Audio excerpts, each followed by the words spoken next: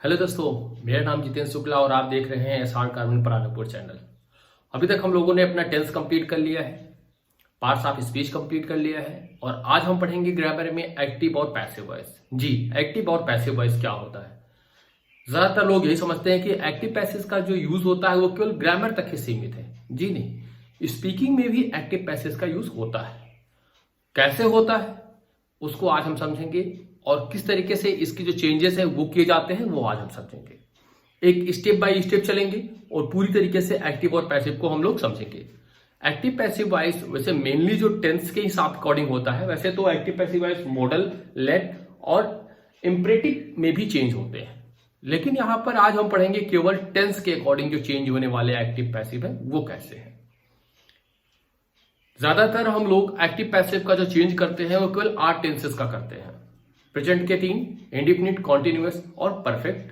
Past के 3, indefinite, continuous और perfect. उसी तरीके से फ्यूचर के 2 होते हैं, इंडिफिनिट और परफेक्ट का। जी, फ्यूचर में कॉन्टिन्यूअस और परफेक्ट कॉन्टिन्यूअस, चाहे वो प्रेजेंट का हो, पास्ट का हो या फ्यूचर का हो, इन चारों सेंटेंस को हम पैसिव वॉइस में नहीं चेंज करते हैं। ऐसा नहीं है कि इनका चेंज ही नहीं होता, इनका चेंज भी होता है। लास्ट में हम बताएंगे कि इनको कैसे चेंज किया जाए और किस तरीके से इनको समझा जाएगा और कैसे इनका चेंज पॉसिबल है। लेकिन अभी इस समय हम लोग देखेंगे प्रेजेंट के 3, पास्ट के 3 और फ्यूचर के इन 2 भागों का जो एक्टिव से पैसिव में चेंजेस है वो किस तरीके से बदलाव है और कैसे होता है। तब तक आप एक चार्ट देखिए और इस चार्ट में हम आपको बताते हैं कि किस तरीके से किस सेंटेंस में क्या चेंजेस आते हैं। इस चार्ट की सहायता से आप आसानी से किसी भी टेंस में होने वाले जो हेल्पिंग वर्ब में बदलाव है समझ सकते हैं और आप उसे अप्लाई कर सकते हैं। एक एग्जांपल के लिए आप देखिए, इंडिफिनिट में डू डज हेल्पिंग वर्ब होता है, वही जब पैसिव वॉइस में होता है तो इज एम आर हो जाता है। इसी तरह सभी में आप देख सकते हैं। जैसा कि आप लोगों ने चार्ट में देखा, जो चार्ट में हमने आपको बताया, इसी तरीके से हम इसका प्रयोग करेंगे, क्योंकि सभी जो आपके हेल्पिंग वर्ब हैं, चाहे वो इंडिफिनिट का हो, कॉन्टिन्यूअस का है, वो आगे जाके पैसिव वॉइस में किस तरीके से चेंज होता है ये आपने चार्ट में देख लिया और समझ लिया। अब हम आगे इसका एग्जाम्पल के साथ यूज करेंगे। सबसे पहले हम प्रेजेंट इंडिफिनिट का लेते हैं। जी, प्रेजेंट इंडिफिनिट के कुछ एग्जाम्पल्स देते हैं और उसको समझते हैं। उसके पहले आपको हम ये बता दें कि जो अभी तक हम लोगों ने टेंस पढ़े थे, स्ट्रक्चर पढ़े थे, अच्छा, पैसिव वॉइस पढ़ने के लिए सबसे आवश्यक है कि आपको टेंस की नॉलेज हो, क्योंकि टेंस की नॉलेज अगर आपको नहीं होगी तो आप पैसिव वॉइस नहीं समझ सकते। तो प्लीज आप पहले टेंस अच्छे से पढ़ लीजिएगा। अभी हमने पिछले कई सारे पार्ट्स में टेंस को बताया था, एक एक पार्ट को एक टेंस की डिवाइड किया था हमने, तो आप उसे अच्छे से पढ़िएगा और आप उसको देखिएगा वीडियो और उसमें आपको समझ में आएगा।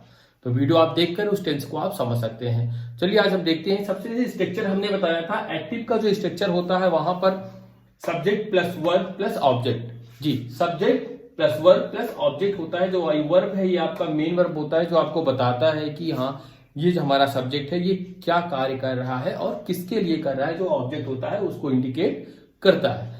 तो पैसिव वॉइस की जब हम बात करते हैं, पैसिव वॉइस में वही अपोजिट हो जाता है। जो आपका ऑब्जेक्ट होता है वो यहाँ पर सब्जेक्ट के लिए यूज होगा और जो आपका वर्ब होगा वर्ब रहेगा, लेकिन यहां पर वर्ब थर्ड फॉर्म में यूज होगा।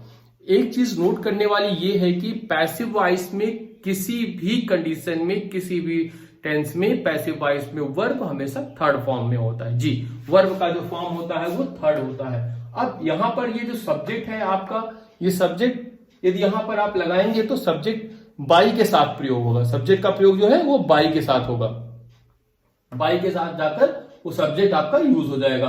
अब ये आपका रह गया जो ऑब्जेक्ट है, ऑब्जेक्ट किस बेस पे है, इसी के अकॉर्डिंग हमारा हेल्पिंग वर्ब यूज होता है। चलिए हम देखते हैं, एग्जांपल लेते हैं। प्रेजेंट इंडिफिनिट का सबसे पहला एग्जांपल है, प्रेजेंट इंडिफिनिट में अफर्मेटिव का, वो है Nitin sings a song. Nitin एक गाना गाता है। तो इसको हम जब पैसिव वॉइस में चेंज करेंगे, यहां पे आप देख रहे हैं अ सॉन्ग, ये हमारा ऑब्जेक्ट है यहां पर, और इसको जब हम पैसिव वॉइस में चेंज करेंगे तो ये हो जाएगा आपका अ सॉन्ग। ऑब्जेक्ट एक वचन है, सिंगुलर नंबर है, और आपका ये इसके साथ जो इसकी जो हेल्पिंग वर्ब होती थी प्रेजेंट इंडिफिनिट के अफर्मेटिव में, डू ऑब्लिक डज, ये आपका प्रेजेंट इंडिफिनिट का हेल्पिंग वर्ब है, डू और डज। तो यहां पर आपका जो हेल्पिंग वर्ब लगेगा अ सॉन्ग सिंगुलर नंबर के साथ, पैसिव वॉइस में इज एम और आर इंडिफिनिट के लिए हो जाता है, तो यहां पर कौन सा लगेगा, यहां पर हम सीधे लगाएंगे अ सॉन्ग इज सिंग। आपका वर्ब है तो वर्ब का सिंग का थर्ड फॉर्म, वर्ब का थर्ड फॉर्म यहां यूज होगा, ये हो जाएगा संग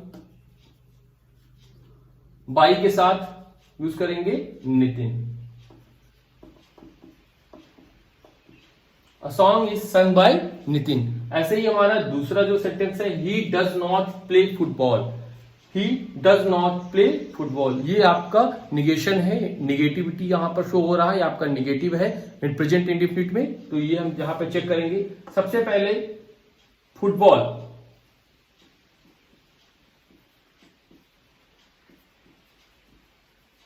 फुटबॉल आपका सिंगुलर है, यहां पर हो जाएगा इज, निगेटिव है तो निगेटिव एज इट इज आ जाएगा। नॉट प्ले आपका वर्ब है, वर्ब का थर्ड फॉर्म हो जाएगा प्लेड।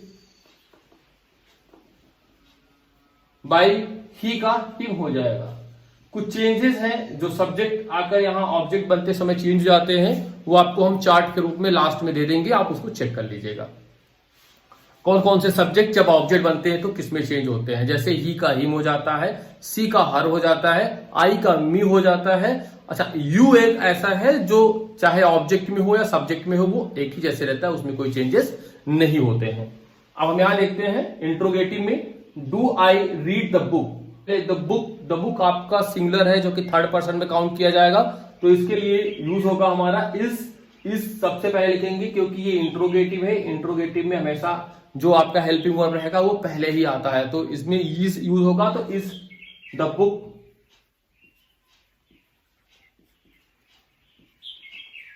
रेड बाई, क्योंकि रीड का थर्ड फॉर्म रेड होता है, स्पेलिंग सेम होती है, उसका प्रोनाउंसिएशन चेंज हो जाता है। रेड बाई, आई का मी हो जाएगा, इंट्रोगेशन मार्क आ जाएगा। ये आपका हो गया। अब हम देखते हैं WH वाले में, क्योंकि WH जानते हैं आप, WH का जो यहां पर एग्जाम्पल होगा वो WH का जैसे स्ट्रक्चर होता था, हम 10th में पढ़ते थे तो वो सेम होता था, वैसे यहां पर WH का जो एग्जाम्पल होगा वो एज इट इज आ जाएगा। वाई इसका जो हेल्पिंग वर्ब होगा द बुक का इज, बाकी सेम ये लिख देंगे is the book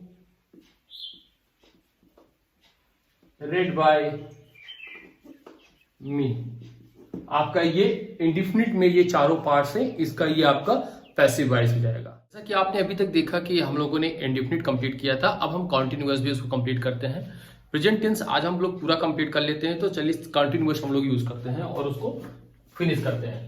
present continuous में जो एक्टिव सेंटेंसेस होते हैं, और सबसे पहले उसका जो स्ट्रक्चर होता है वो होता है subject plus is am are plus verb ING form plus object. ये हमने टेंस में पढ़ा था। और इसका जो हेल्पिंग वर्ब होता है प्रेजेंट कॉन्टिन्यूअस का, वो होता है इज, एम और आर।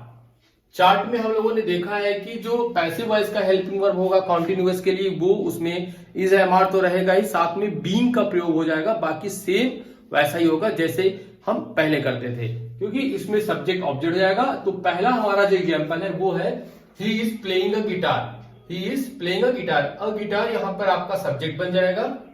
अ गिटार सब्जेक्ट हो जाएगा, और अ गिटार एक सिंगुलर है, थर्ड पर्सन है, तो इसके साथ इज लगेगा। बीइंग यहां पर हम जब कॉन्टिन्यूअस में किसी भी एक्टिव को पैसिव में चेंज करेंगे तो वहां पर इज आई एम आर के साथ में बीइंग का प्रयोग किया जाता है जी। तो is a guitar is being, playing है तो इसका प्ले का थर्ड फॉर्म हो जाएगा, वर्ब का थर्ड फॉर्म हो जाता है। प्लेड बाई के साथ में सब्जेक्ट लग जाएगा हिम, ही का हिम हो जाएगा। अ guitar is being played by him, ये इसका पैसिव वॉइस जाएगा। He is playing a guitar is being played by him. तो नेक्स्ट देखते हैं, he is not watching a film. He is not watching a film, ये आपका negative है, तो यहां पर a film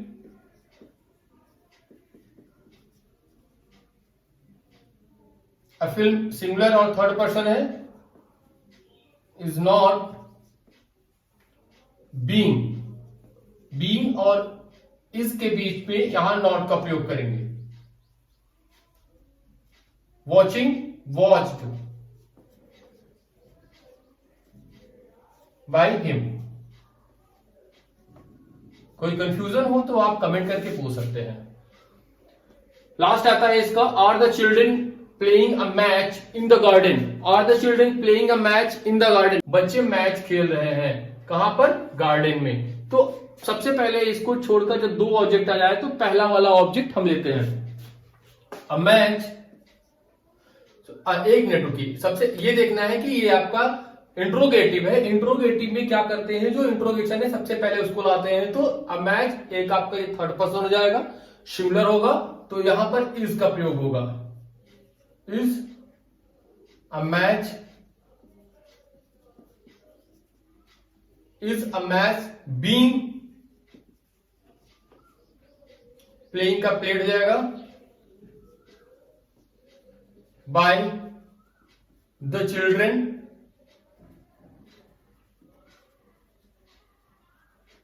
in the garden. ये वाला क्लॉज हम वैसे ही लिख देंगे।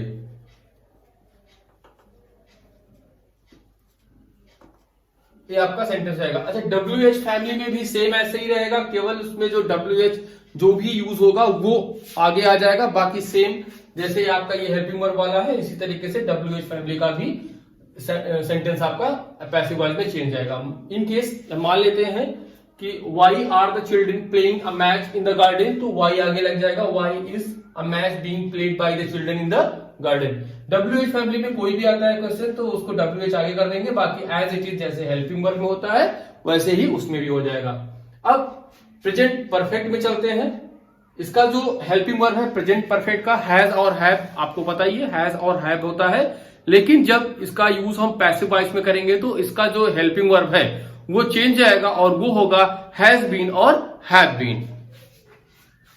आई have written a novel, I have written a novel, ये आपका नॉर्मल सेंटेंस है। इसको जब हम पैसिव में चेंज करेंगे तो अ नॉवेल, नॉवेल यहां पर आपका सब्जेक्ट बन जाएगा। नॉवेल थर्ड पर्सन है, सिंगुलर नंबर है, हैव नहीं लगेगा, यहां has been, write wrote written third form है, रिटन बाय मी, आई का यहां पे चेंज आएगा me. They have not bought anything, they have not bought anything, यहां पर आपका ये नेगेटिव है तो anything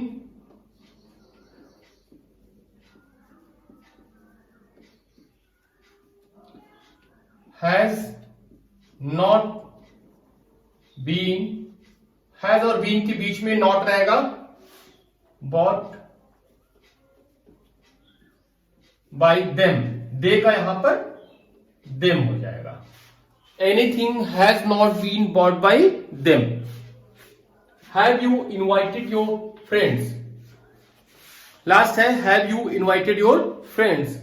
have you invited your friends, यहां पर योर फ्रेंड्स आपका सब्जेक्ट हो जाएगा,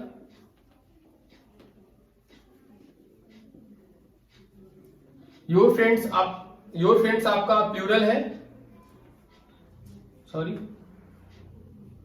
योर फ्रेंड्स यहां पर आपका प्लूरल है तो यहां पर हैज नहीं हैव का यूज होगा। Have been invited by you, जैसा कि हम आपको पहले ही बताए हैं कि यू चाहे वो सब्जेक्ट में रहे या ऑब्जेक्ट में रहे, कहीं पर भी रहता है, उसमें कोई चेंजेस नहीं होते हैं। तो ये आपका कॉन्टिन्यूअस और इसके पहले हमने इंडेफिनिट का और ये परफेक्ट तीनों कंप्लीट चुका है। तो ये आपका प्रेजेंट टेंस का एक्टिव और पैसिव वॉइस कंप्लीट हो गया है। कल की डेट में हम लोग पढ़ेंगे पास्ट टेंस का एक्टिव और पैसिव वॉइस। अभी तक अगर आपको कुछ समझ में ना आया हो तो आप कमेंट करके पूछ सकते हैं। Thank you. जैसे इसमें ऑब्जेक्ट सब्जेक्ट में चेंज होगा वैसे ही सब्जेक्ट ऑब्जेक्ट में चेंज होगा।